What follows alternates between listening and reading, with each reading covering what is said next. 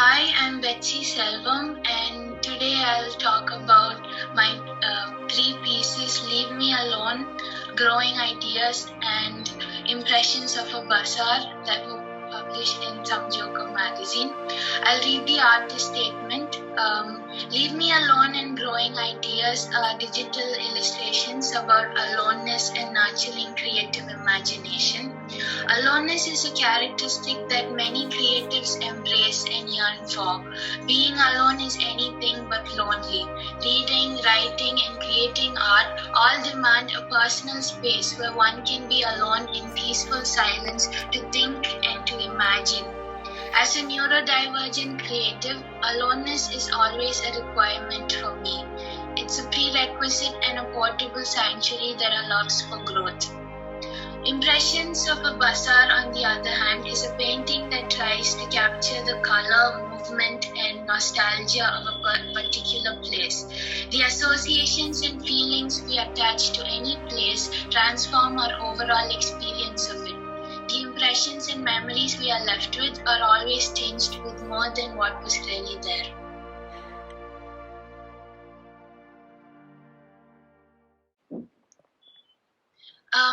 Well, usually when I paint, I tend to look outward rather than inward, usually. So, Leave Me Alone and Growing Ideas were part of a deliberate attempt to look inward this time and to use myself and my own experiences to create something personal.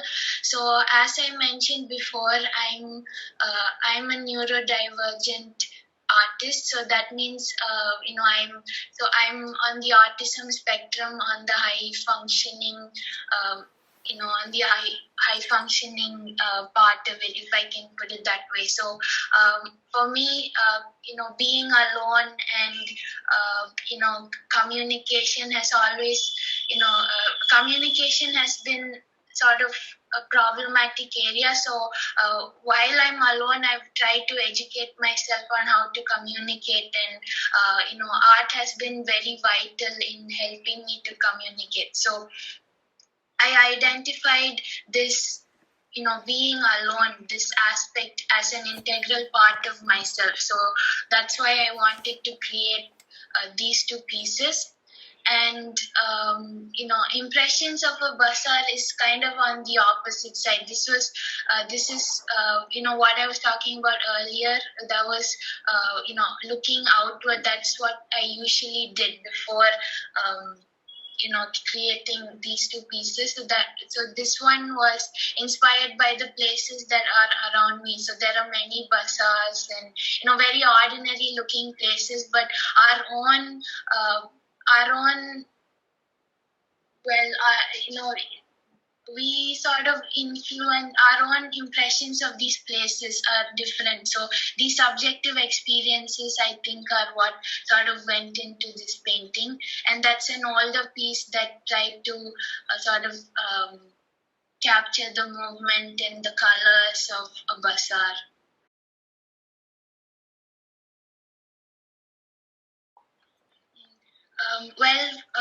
That varies from piece to piece, really, for me. So, the first two pieces were completed over a week or two. I kept, coming back to it and sort of looking at it with fresh eyes, and to keep seeing what can be added and what can be removed. But Impressions of a Bazaar, the third one was completed in just one sitting. So it really varies from piece to piece, and the kind of idea and what I want to convey, and also the medium that is used. So, like for digital illustrations and digital painting, it's different from using the canvas and doing it manually. So I think that also is a factor.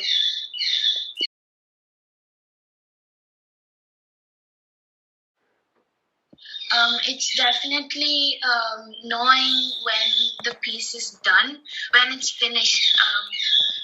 I apologize for that sound. That's my bird in the background. Okay, so it's knowing when a piece is done, sort of being patient with art is the most difficult part of creating a piece for me.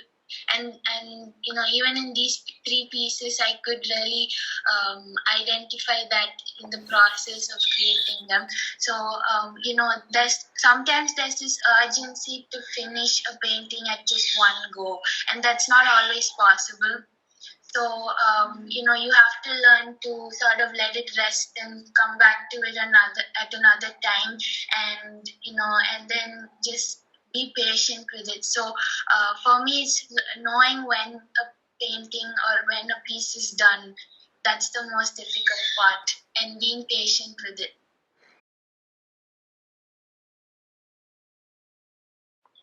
That's a really good question, I felt. And I was thinking about this question because I don't think I've thought about this in particular when I'm creating something. So I think that for me, I used automatic drawing a lot to just see where the idea takes you, and it's a really helpful tool to just simply start and see what you can create, and that can be a useful starting point, and also identifying the particular emotions of what you want to convey.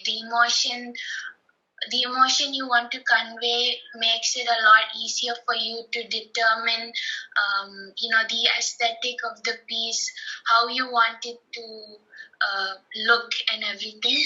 And another thing is symbols. I really find symbols to be very useful because they help you sort of capture these abstract ideas, and you can capture them and make them concrete.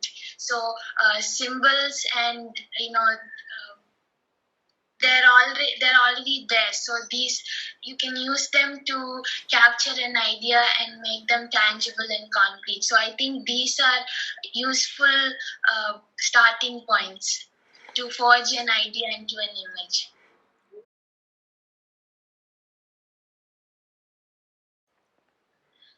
I the Andrew Wyatt's Christina's World is a painting that came to mind immediately for this question for me, because it appealed to me for its composition and its content, and the its expansive landscape is what appealed to me right away. But then learning the story behind the painting, about what Wyatt himself told about this woman called Christina that he painted. And if you look at the painting, it's a woman in a field, and it's a very vast field, and we can only look at her backside because she's turning the other way, and she is looking at the houses at the horizon. And it's the story is that Christina is a woman who is one of Wyatt's neighbors, and that she was paralyzed from the waist down because of